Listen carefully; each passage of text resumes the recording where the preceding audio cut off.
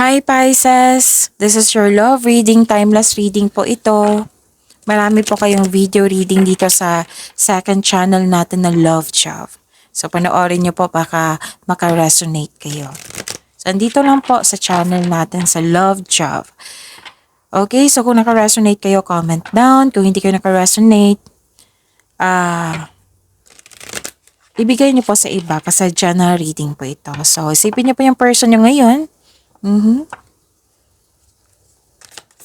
Spirits guide. Ano ba yung gustong sabihin ng person ni Pisces sa kanya? I need 4 cards po. I will take action soon. Please believe in me. Wow, gagawa siya ng action. Sana'y maniwala ka sa kanya. So this person is hoping na maging maayos kayo, na gagawa na siya ng action for your relationship, for your connection. Ano pa po yung gusto sabihin ng person ni Pisces? I don't want to let you go. I miss being with you. So, miss kanya. Wow, ganda naman.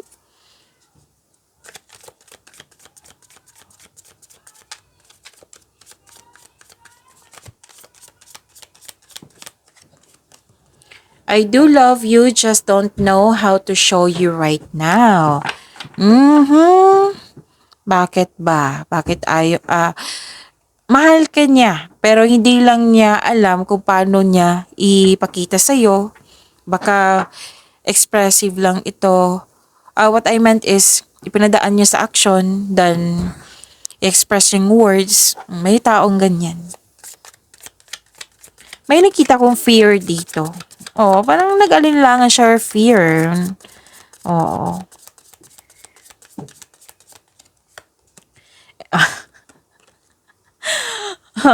Pisces, look. I fear. So I fear you will never forgive me. Natawa ako kasi yun nga.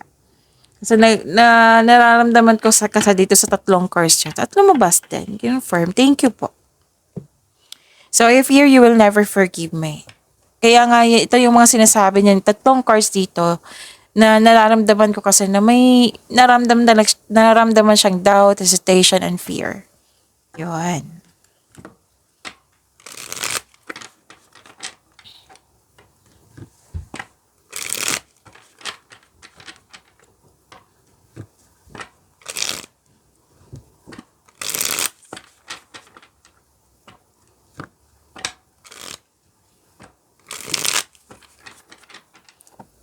This is your love life. About your love life, Pisces. Spirits guide, I need 2 cards po. Kamusta po ang energy ni Pisces sa love life nila? I need 2 cards po. Kamusta? Kamusta na si Pisces?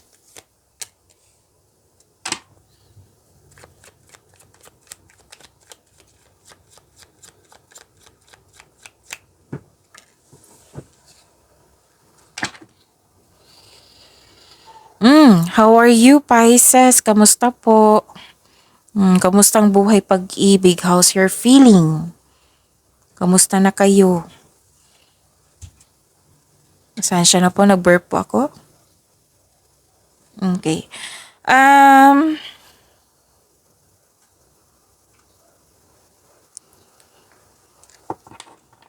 Kasi may nakita ko dito masyadong mabilis.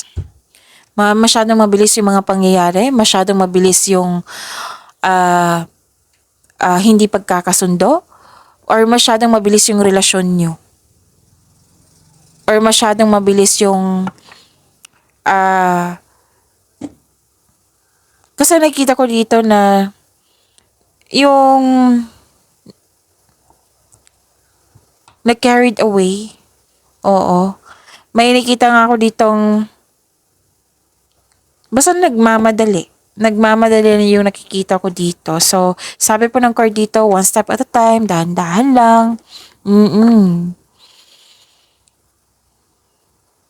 Nagmamadali dito, so, tapos malakas ang loob mo. Or excited. Pwedeng excited to kasi, yun nga. Okay. Nakita ko rin dito na May concern kayo sa greedy na tao. Sobra sa tutok sa kaperahan, tutok sa sobra sa trabaho. It might be this concern is about time. Sobra sa trabaho or sobra sa basta mas sumusobra na. Yan yung nakikita ko dito. Or at self-centered na tao, greedy, at sumusobra na yung tao, yung concern mo sa kanya. So may concern din dito na isa din to sa dahilan na nagkaroon po ng loss of things or money ito, loss of money. Pwedeng may concern kayo sa kayong dalawa regarding sa money, pwedeng nawala niya, pwedeng hindi niya sinauli sa'yo, or pwedeng nagkasta, or may concern kayo sa hindi marunong mag-handle ng money. Yan yung concern niyo. Okay?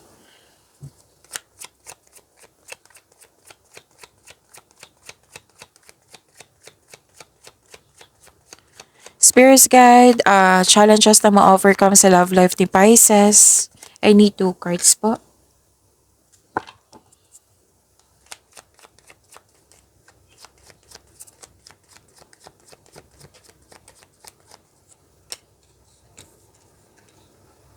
Nakita ko dito nagalit ka, oh. O nagalit ka sa mga nangyari, sa kanyang mga ginagawa. At nakita ko dito na nagkaroon po ng nagbigay ka ng mahabang pasensya. Yung may question dito, bakit ka nagkaganyan? Bakit mo ginawa? Nagbigay ako ng mahabang pasensya sa'yo, pero ginawa mo pa rin. Yan yung naririnig ko. Oo. Nagbigay ka ng mahabang pasensya, actually. Kaya lang, may concern dito sa mataas ang ego, mataas ang pride. Pagod ka dito gusto mong sumuko, pero yun nga. You're hoping na magkaayos. Pero pagod ka na dito. Kailangan na magpag-uusap dito, hindi so far kaya hindi pa naman tapos yung reading. So far, wala pang action akong nakikita dito. Kundi, pwedeng hinihintay mo na mawala yung pagod mo, yung galit mo. Oo.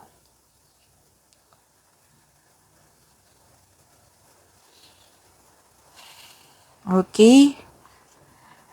Nakaramdam ako ng konsumisyon. Parang naubos yung pasensya mo. Actually, mataas ang pasensya mo. Nasagad lang Nasagad na, kaya ka napagod.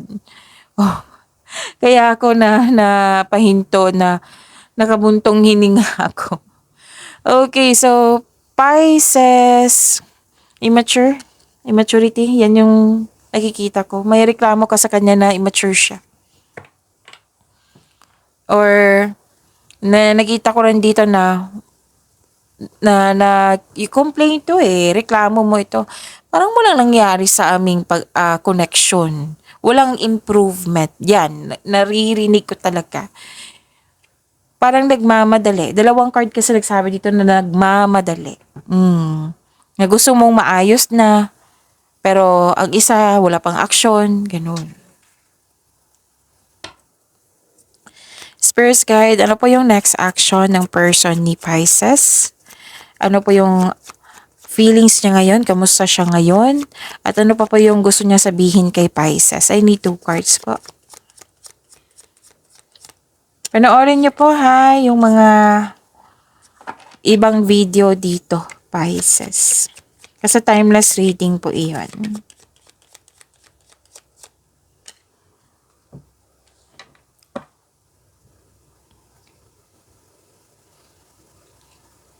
Hindi niya lubusan tanggap yung mga nangyari sa inyo, yung mga pagbabago. So, babalik po siya.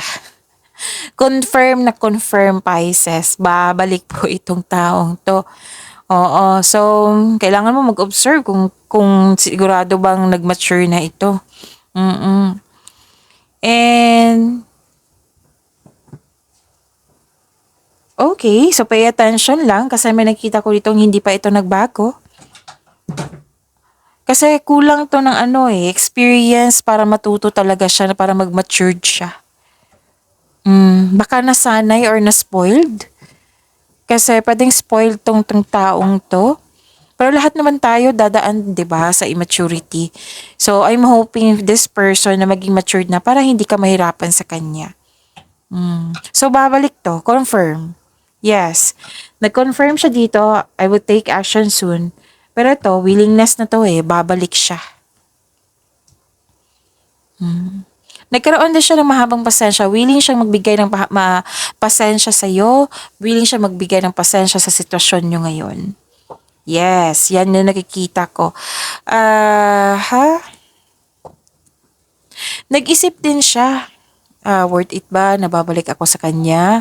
Worth it ba sa ilang taon ba o ilang months ba nagsama kayo? Worth it ba? Oh, so nagki-question siya dito pero babalik po siya.